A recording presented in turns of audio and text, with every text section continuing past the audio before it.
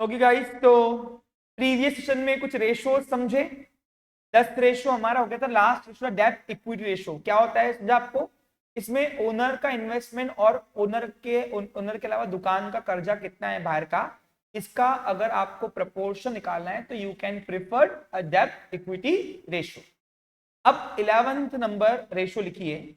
आज हम अपना फर्स्ट एग्जाम्पल शुरू कर देंगे। ओके, आज 3-4 एग्जाम्पल अपन खत्म कर देंगे। हाँ, तो नेक्स्ट जो रेशो है उस रेशो का नाम है प्रोप्राइटरी रेशो।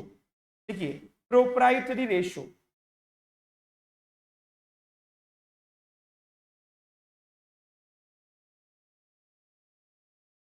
इसको एक और नाम दिया है और वो है इक्विटी रेशो। पेपर में घुमा फिरा के नाम आ सकता। ओके, अभी एक्चुअली क्या है रेशो बता दूं मैं आपको।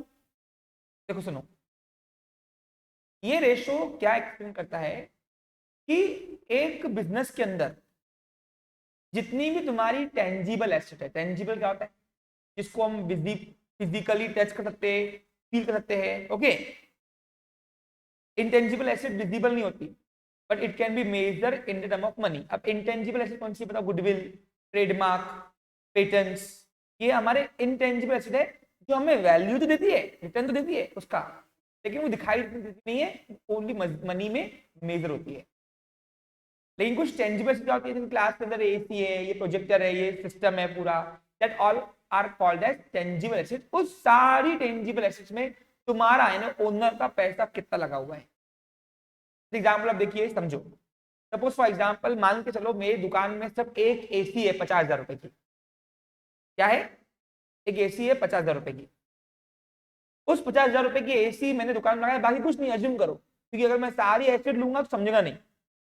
एक मान के चलो, मैं कहता हूं 50,000 रुपए की मेरी प्रॉपर्टी है दुकान के अंदर एसी, उसमें मेरे 20,000 रुपए लगे हुए हैं। इसी का दूसरा मतलब क्या है कि 30,000 रुपए कर्जा है। क्या है? 30,000 रुपए। तो 50,000 रुपए में आपका 20,000 रुपए जो लगा हुआ है खुद का ओन कैपिटल, इसका मतलब कि 30,000 रुपए आपने लोन पे लिए, ऐसी कर्जा है। क्या है तुम्हारा वो? तो तुम्हारा इन्वेस्टमेंट उस प्रॉपर्टी में कितना है, दुकान के एसेट में, वो निकालने के लिए we can use a proprietary ratio, either equity ratio. अब बताओ कितना हुआ? 50,000 रुपए में 20,000 रुपए मेरे है, तो ये होता है 40%। देखो ना, अरे 50,000 रुपए 100% है, तो 20,000 रुपए कितना होगा? 40 होगा ना। 10% 5,000 रुपए, 20% 10,000 रुपए। ओके, 15% 15,000, 30% 15,000 रुपए, और 40% यानी आपका रेशो है 40%। आपका इन्वेस्टमेंट है, बाकी 60% आपने लोन लिया हुआ है। नहीं समझा आपने अभी? अरे 50,000 रुपए यदि मेरी टोटल एसेट है, क्या है मेरी? है बराबर कि नहीं? इसके अंदर 20,000 रुपए मेरे लगे हुए हैं, तो 50,000 रुपए का 20,000 रुपए ये मेरा लगा हुआ है, तो कितना परसेंट? 40%। 40% मेरी इन्वेस्टमेंट है। ये अगर मेजर करना है, क्या करना है? कंपेयर करना है कि तुम्हारी टोटल एसेट्स में तुम्हारा रेशो कितना है, वो निकालने के लिए we can use a proprietary ratio और इक्विटी रेशो।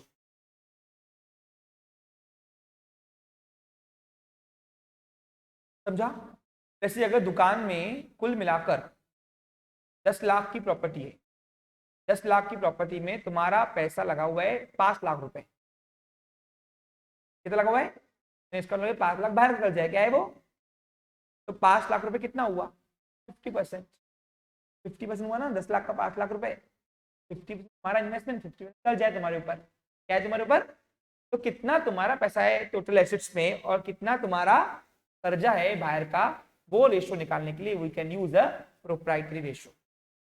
समझा? दुकान में कुल संपत्ति तुम्हारे पास जितनी है एसेट्स, उसमें तुम्हारा कंट्रीब्यूशन कितना है ओनर का, इंटरनल लाइबिलिटी कितनी है, फर्स्ट पार्ट लाइबिलिटी पूरी मिलाकर, टोटल मिलाकर, that is called as proprietary ratio. 4 बार बोल दिया मैंने।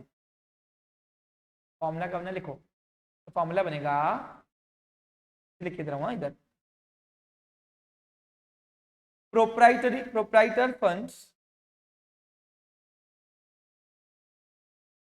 proprietor funds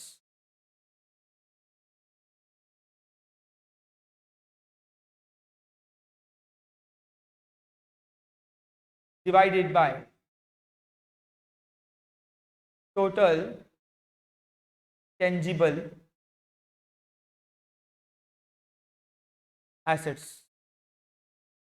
इंटेंजिबल एसेट्स मत लेना। पूछो क्यों, पूछो ना क्यों नहीं लेते? क्योंकि उसकी मेजरमेंट ओनली बिजनेस को बंद करते वक्त लगाते हैं।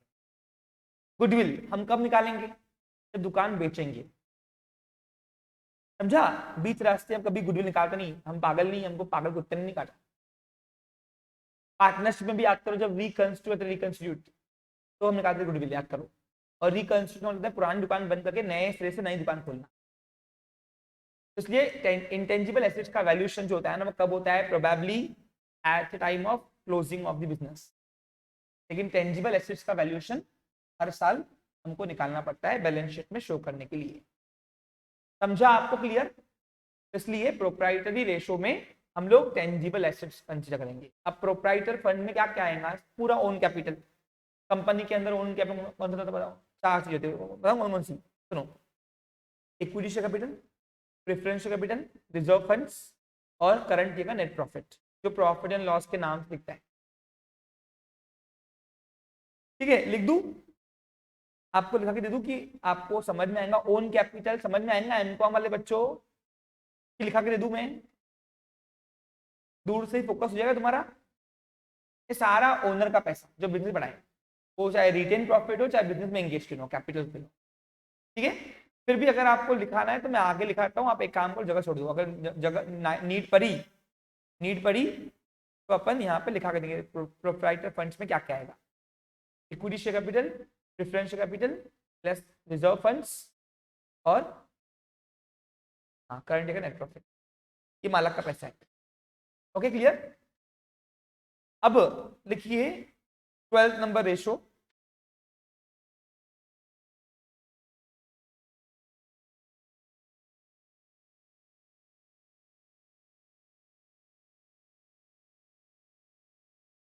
सॉरी, हाँ, बैलेंस शीट वाले रेशियो इंटू 100 नहीं हो रहे हैं। वो कंपेयर है 1:1, 2:1। तो ये जो प्रपोर्शन में आते हैं ना ऐसे, वो इंटू 100 नहीं होते। जो भी आया ना वो 1:1 लगाना है पीछे से। समझा? क्लियर?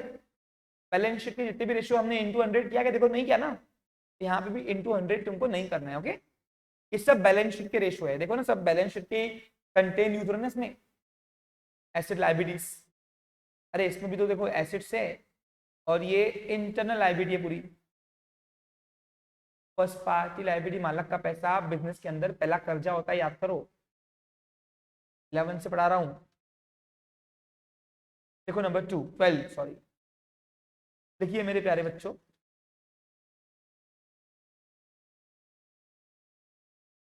लास्ट है बस ये, प्रोबेबली इट्स लास्ट रेशो। इसके बाद की जो रेशो है उसके चांसेस बहुत नहीं के बराबर लगते हैं। ठीक है, ये लास्ट रेशो लिख लीजिए, तो मेरे साइड से टेंशन फिर हट जाएगा।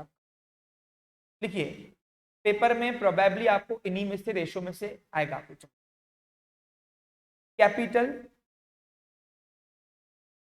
गियरिंग, गाड़ी का गियर है ना, गियर घुमाओ गाड़ी का, स्पीड बढ़ाओ, capital gearing ratio.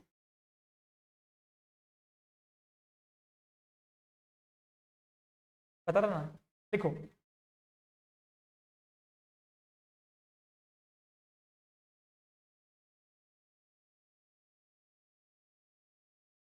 Capital gearing ratio का फॉर्मूला क्या आएगा?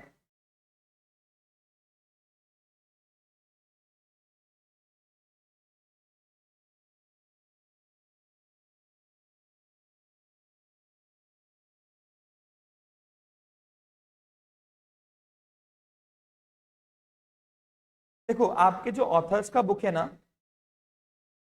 बच्चा लोग, आपके जो ऑथर्स का बुक है ना बच्चा लोग, उसमें थोड़ा ये घुमा फिरा के दिया हुआ है, तो इसको मैं आपको इजी लैंग्वेज में नेक्स्ट सेशन में करके दूंगा, फिलहाल इसको पेंडिंग में दो, क्या करोगे पेंडिंग। एक लिखिए लास्ट, वो है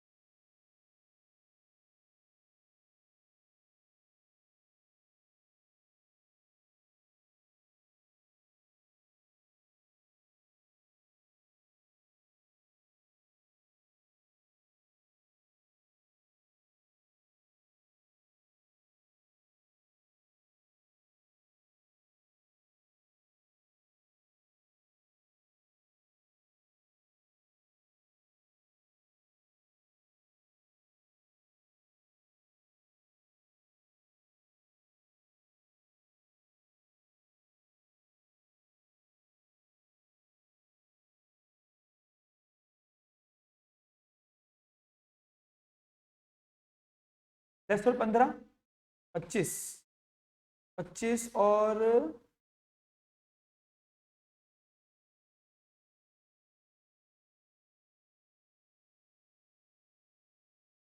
20।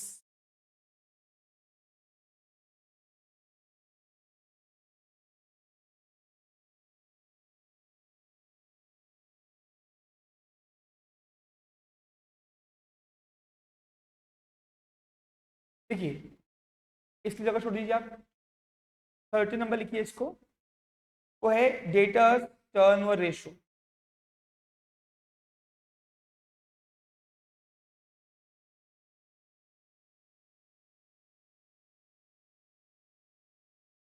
फॉर्मूला आएगा net credit sales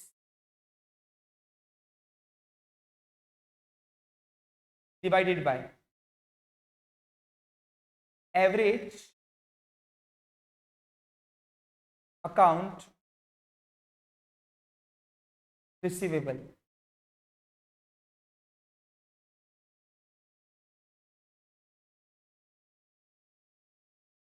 average account receivable ने क्या, तुमको मार्केट में कितनी कुल मिलाकर उधारी लेना बाकी है, इनसे सारे डेटर से।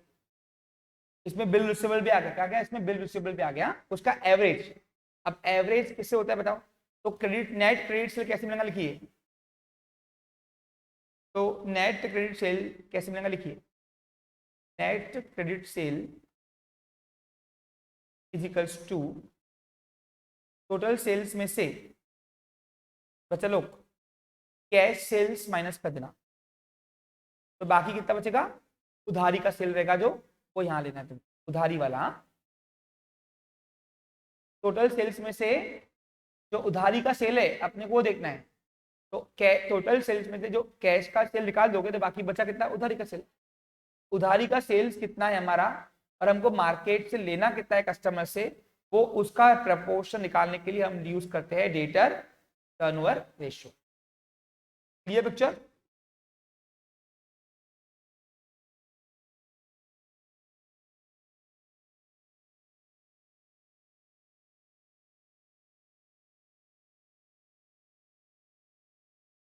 देखो 10, 10 और 15, 25, 25 और 12.5 करो,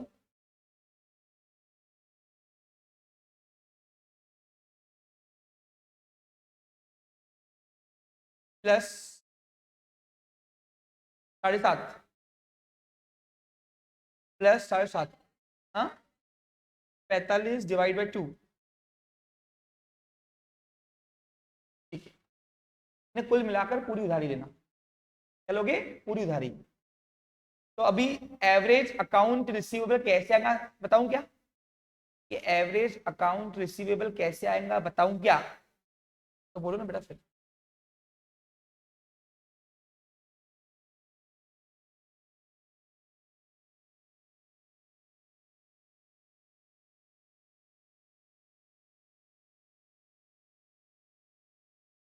देखो बच्चा लोग,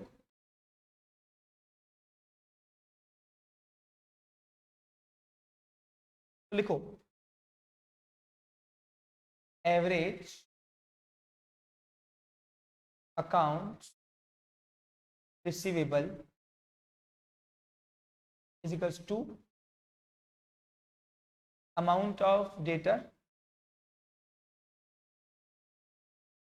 debtors plus bill receivable, okay, bill receivable divided by 2।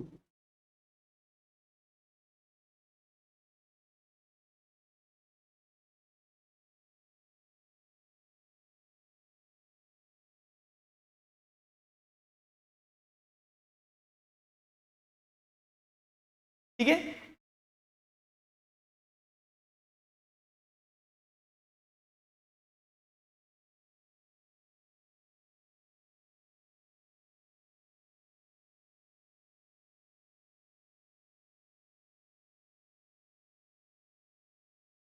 अब लिखिए 14 नंबर रेशो आएगा, वो आएगा क्रेडिटर्स, क्रेडिटर्स या पेबल। अब बताओ डेटर का कनेक्शन किससे होता है? सेल्स से। और क्रेडिटर का कनेक्शन किससे होता है? परचेस से। अरे क्रेडिटर बोलते सप्लायर, सप्लायर बोलते कौन होता है? जिससे अपन माल लेते हैं।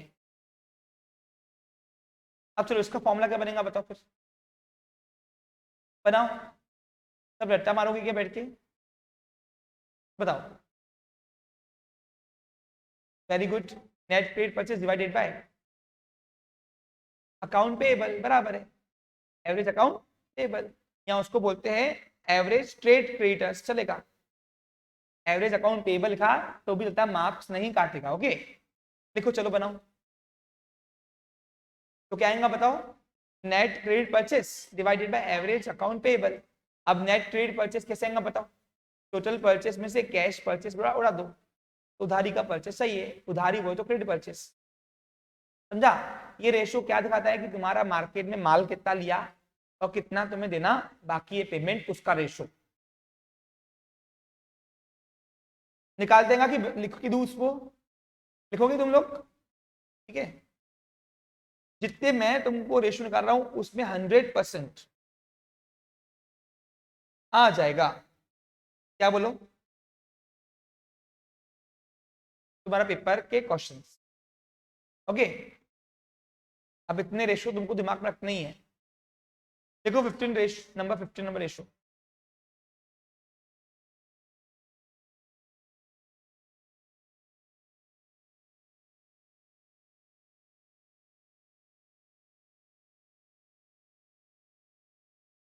वर्किंग कैपिटल टर्नओवर रेशो हो गया हमारा? नहीं हुआ है ना?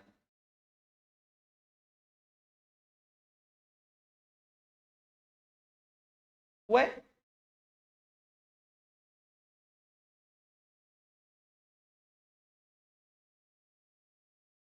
वर्किंग कैपिटल रेशो नहीं, वर्किंग कैपिटल टर्नओवर रेशो है ना। वर्किंग कैपिटल रेशो हो गया हमारा। अभी हम निकाल रहे हैं वर्किंग कैपिटल टर्नओवर रेशो, यानी बेचने वाला रेशो।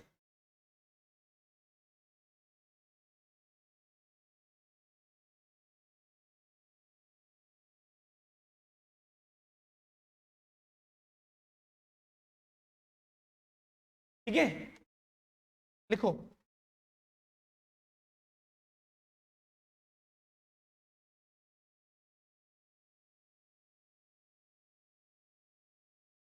वर्किंग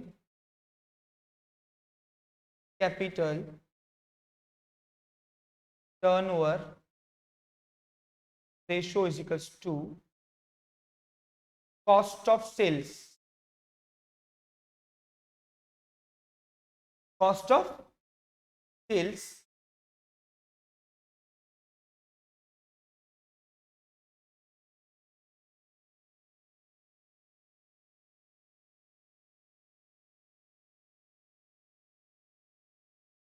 डिवाइडेड बाय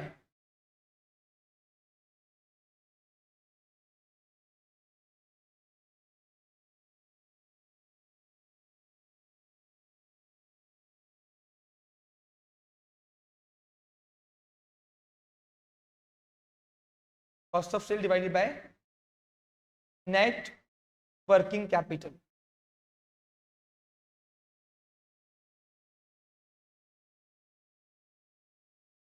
अबे नेट वर्किंग कैपिटल कैसे आएगा? ओके, लिखिए net working capital is equals to current assets minus current liabilities. Okay, अब ये नेट वर्किंग कैपिटल मैंने आपको लिखवाया है पहले भी, वो करंट रेशो को तो था, और ये कॉस्ट ऑफ सेल्स आपको गिवन रहेगा पेपर में। हेलो, कॉस्ट ऑफ सेल तुमको पेपर में गिवन रहेगा, नेट वर्किंग कैपिटल निकालना पड़ेगा। अच्छा एक और बात है, इनटू टाइम्स करना पड़ेगा, इनटू टाइम्स। देखो इनटू टाइम्स, अब फिर टाइम्स क्या है? अरे कुछ नहीं, जो आंसर आएगा ना आंसर, उसके पीछे चुपकाना पड़ेगा टाइम्स, बस। ठीक है, हो गया?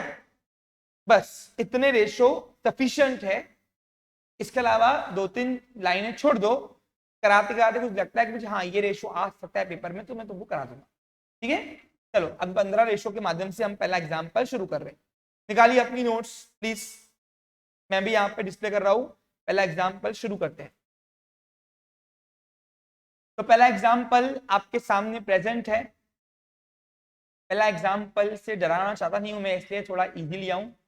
आगे जैसे जैसे आगे बढ़ेंगे सेशन, आपका लेवल अप बढ़ते जाएगा।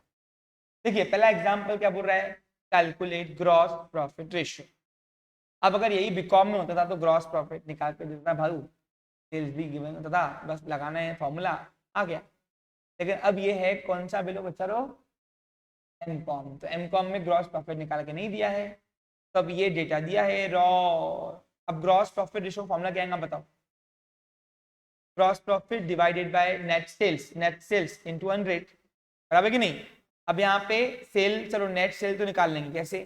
सेल्स में से सेल्स में माइनस कर देंगे, ओके। लेकिन ग्रॉस प्रॉफिट नहीं है ना, तो you can draft a trading account first.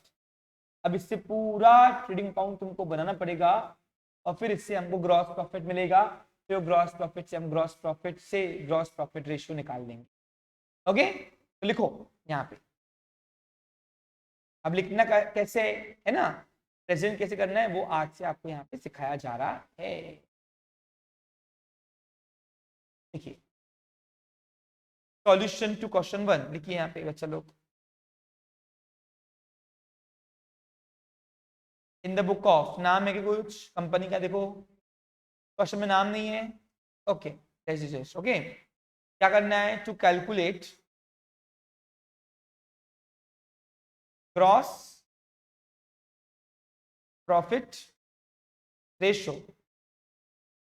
Okay, फिर यहाँ लिखना है here the gross profit is missing, therefore first we have to prepare। क्या प्रिपेयर करोगे बेटा? Trading account. अब ट्रेडिंग मालूम है क्या आता है? ऑल डायरेक्ट एक्सपेंसेस डेबिट में, ऑल डायरेक्ट इनकम क्रेडिट में, जो बचा डायरेक्ट इनकम में से डायरेक्ट एक्सपेंस माइनस किया तो बोलता है ग्रॉस प्रॉफिट। ठीक है, अब बताओ, अब ट्रेडिंग अकाउंट यहाँ पे रहते हुए मुझसे एक्सपेक्ट मत करना मैं तुमको सिखाऊंगा। अब एमकॉम वाले स्टूडेंट भैया तुम लोग, तुमको आना चाहिए। चलो बताओ, सेल्स कहाँ आता है? डेबिट में, क्रेडिट में? इधर क्रेडिट भूल गए क्या? डेबिट क्रेडिट, फाइनेंशियल याद है ना? सेल्स माइनस करना, ओपनिंग स्टॉक डायरेक्ट एक्सपेंस से डेबिट में आएगा, ओके। ये क्रेडिट है, ये क्रेडिट में से माइनस करेंगे, ये डेबिट में आएगा। परचेस डायरेक्ट एक्सपेंस है, डेबिट में आएगा। परचेस रिटर्न माइनस करेंगे, और क्लोजिंग स्टॉक डायरेक्ट इनकम में, तो क्रेडिट में आता है, ओके। चलो बनाओ इससे। तो यहाँ पे trading account is a ledger account having two side, debit side और prepare। First we have to prepare account, okay. अब ट्रेडिंग अकाउंट क्या है? ये एक लेजर अकाउंट है, फाइनेंस अकाउंट भूल गए कि याद है बेटा? पिछले जन्म में तुमने पढ़ा था, याद होगा अगर तुमको तो।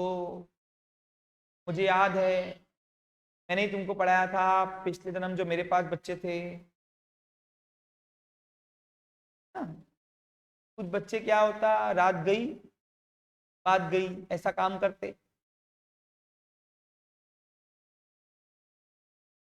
अब एक आधा में यहाँ पे घुमा फिरा के डायरेक्ट एक्सपेंस और देता रहा, वेजेस वेजेस कैरेज इंटरेस्ट, तो तुमको ट्रेडिंग अकाउंट बनाने आता नहीं था, है ना? तो सोचो चिल्लर चिल्लर रेशो भी कितना भारी आ जा रहा। ये है एमकॉम, ओके। लिखो चलो, अब डेबिट में सारे आइटम लाओ, डायरेक्ट एक्सपेंसेस सारे डेबिट में आते। तो पहला है ओपनिंग स्टॉक, कितना है देखो बच्चा लोग। फिर परचेज है ना, परचेस, अब परचेस इनर कॉलम में लाओ, कितना है? 2 लाख। क्वेश्चन सामने रखो, लेस परचेस रिटर्न,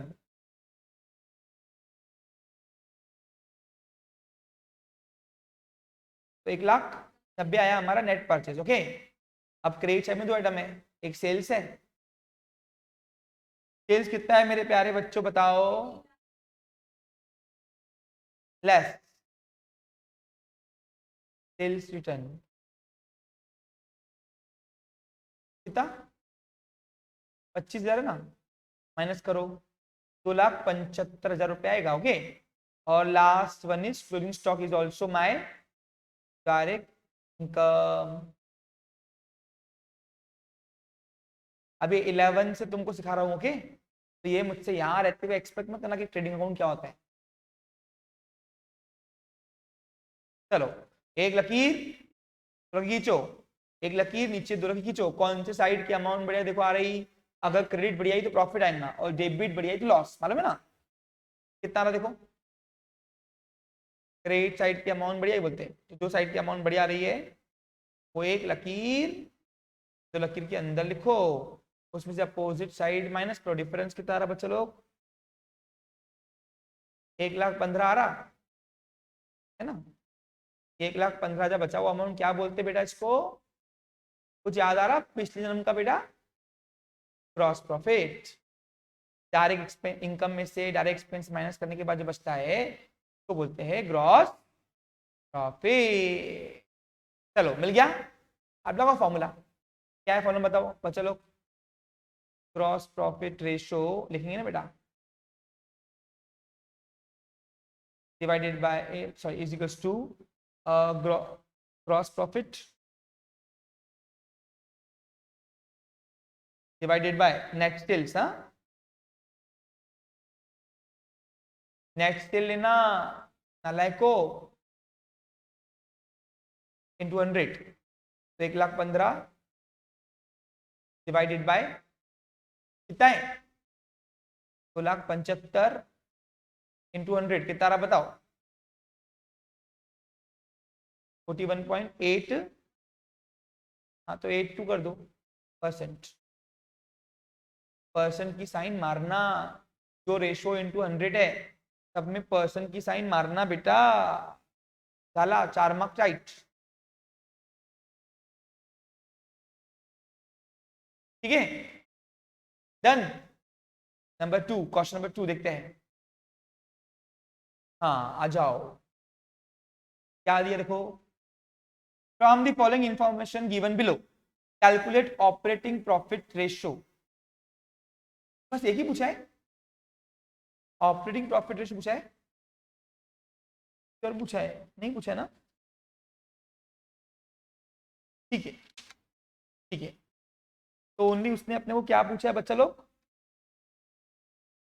हाँ, तो ऑपरेटिंग प्रॉफिट रेशियो का फॉर्मूला क्या बताओ?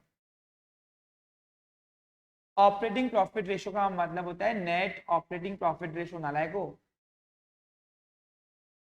क्या है फॉर्मूला बताओ? अब नेट ऑपरेटिंग प्रॉफिट कहां दिया है उसने, निकालना पड़ेगा ना, बराबर कि नहीं? और नेट ऑपरेटिंग प्रॉफिट का फॉर्मूला क्या आएगा? Net profit minus non operating incomes plus non operating expense, लेकिन नेट प्रॉफिट भी नहीं है यहाँ तो। फिर अब तुम्हारे पास एग्जाम्पल आया तो कैसे करना बताओ चलो। नहीं है ना। कौन सा? अब पेपर में आया तो ऐसे एक दूसरे की शक्ल देखते बैठ जाना, सही कि नहीं। देखो नेट ऑपरेटिंग प्रॉफिट रेशियो निकालने के लिए पहले नेट ऑपरेटिंग प्रॉफिट चाहिए। अब नेट ऑपरेटिंग प्रॉफिट ही नहीं है ना यहाँ पे, क्योंकि जिससे निकलता है वो तो मिसिंग है। बेटा ये एमकॉम है क्या ये? चिल्लर चिल्लर लगने वाले क्वेश्चन भारी होते हैं। मैंने अगर गौर से देखूंगे फॉर्मूला ग्लांस में सब लिखा के दिया हूं। हाँ देखो, देखो अब यहाँ पे अगर तुम्हारे पास नेट, देखो नेट ऑपरेटिंग प्रॉफिट के दो रास्ते जाते हैं। कौन कौन से? देखो मैंने आपको फॉर्मूला ग्लांस लिखा के दिया है मेरे प्यारे बच्चों। इधर देखो, इधर देखो। एक तो ये वाला फॉर्मूला है, net profit plus non operating income less करो, नॉन ऑपरेटिंग एक्सपेंस प्लस करो, फिर मिलता है नेट प्रॉफिट। Profit okay. ये वाला फॉर्मूला यहाँ अप्लीकेबल नहीं होगा, पूछो क्यों? नेट प्रॉफिट ही नहीं है। लेकिन ग्रॉस प्रॉफिट के वाया हम जा सकते हैं। और ग्रॉस प्रॉफिट डायरेक्ट रेडीमेड तो नहीं दिया है, इसे निकालना पड़ेगा। और ग्रॉस प्रॉफिट कंटेंट क्या है? सेल्स माइनस सीओजीएस, है ना। और ऑपरेटिंग एक्सपेंस दो दिए, कौन कौन से? ऑफिस एंड एडमिनिस्ट्रेशन एक्सपेंसेस और सेलिंग और ऑपरेटिंग इनकम है नहीं, नॉन ऑपरेटिंग एक्सपेंस है नहीं, नॉन ऑपरेटिंग इनकम है नहीं। तो बस क्या करोगे आप? ग्रॉस प्रॉफिट में से ऑपरेटिंग एक्सपेंसेस दोनों मिलाकर माइनस कर दिया तो डायरेक्ट तुमको मिलेगा नेट ऑपरेटिंग प्रॉफिट। अरे देखो ना, ग्रॉस प्रॉफिट से जा रहा जो भैया पाया रास्ता में क्या है? Gross profit plus operating income नहीं है, लेस ऑपरेटिंग एक्सपेंस है। ऑपरेटिंग एक्सपेंस इसको बोलते हैं बिजनेस में लगने वाले खर्चे, डिपार्टमेंटल खर्चे। जनरली ऑपरेटिंग में तीन चार खर्चे आते, सुनो कौन सा?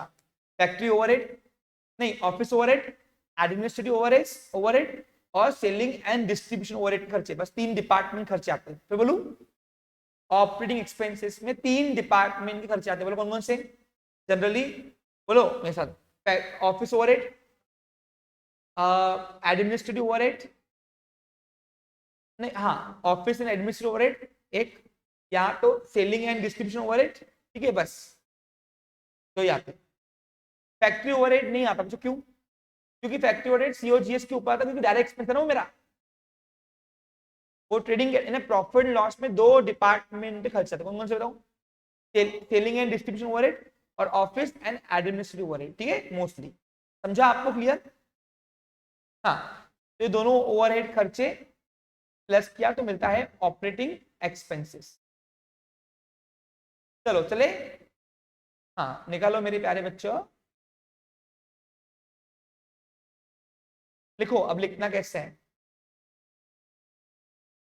Solution two in the book of,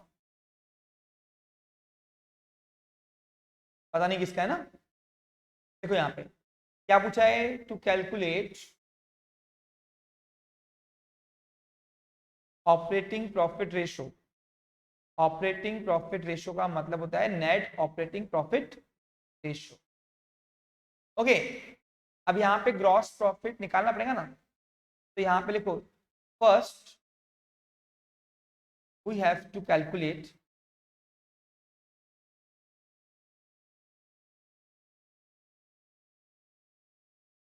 gross profit. Okay, अब ग्रॉस प्रॉफिट कैसे आएगा बताओ? Sales minus COGS.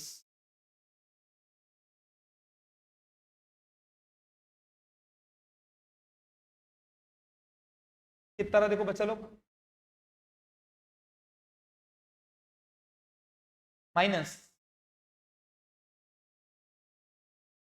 5 lakh, 2 lakh मिल गया। अब निकालो, ये आ गया स्टेप 1, क्या गई ये? ओके, ये यहां लिखना है ऊपर। अब निकालिए स्टेप 2, क्या निकालेंगे पहले?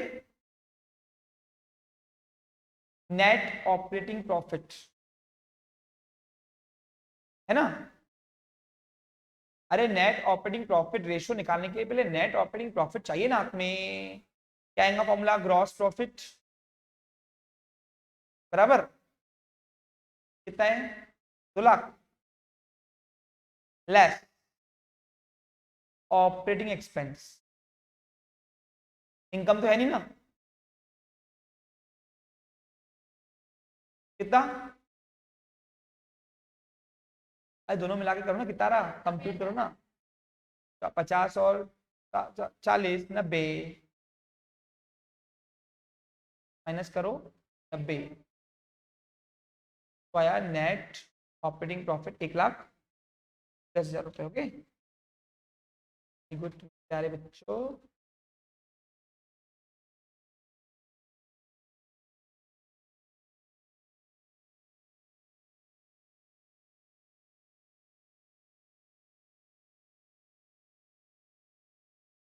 एक लाख 10,000 रुपए। ओके, अभी आ गया नेट ऑपरेटिंग प्रॉफिट।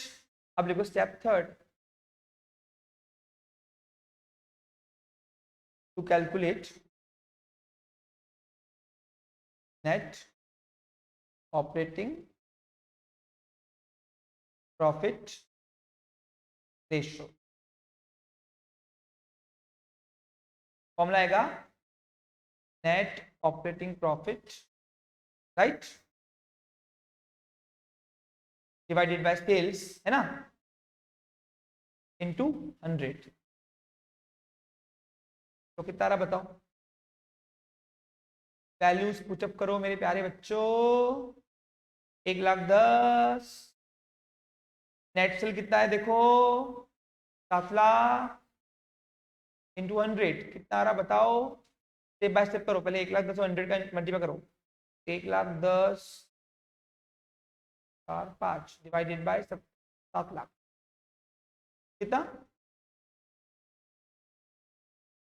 15.70 72 करूँ पक्का? 7 और 4 है ना, तो 4 इग्नोर करना पड़ता। आयु से वही रही तो +1 करते ना अपन। आ गया सारा आंसर।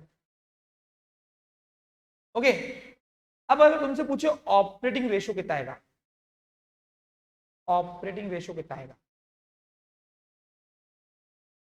तो मैंने आपको कुल मिला के दोनों रेशियो, ऑपरेटिंग रेशियो और नेट ऑपरेटिंग प्रॉफिट का मिलाकर 100 याद करो। तो बस ये 100 में से ये 15.71 माइनस करो, तो अपने आप मिलेगा तुमको ऑपरेटिंग रेशियो 84 पॉइंट जो भी आया। समझा कुछ तुमको? दोनों मिला के 100 आना चाहिए ना, 100। ठीक है, तो ये रेशियो क्या थे, समझा आपको? Clear hopefully. अब अगला रेशियो नेक्स्ट चलेगा। सफिशिएंट इतना? चलिए आज इतना सफिशिएंट है। Have a nice day, take care. कल से बैलेंस शीट वाले रेशियो शुरू करेंगे प्रैक्टिस में। ओके।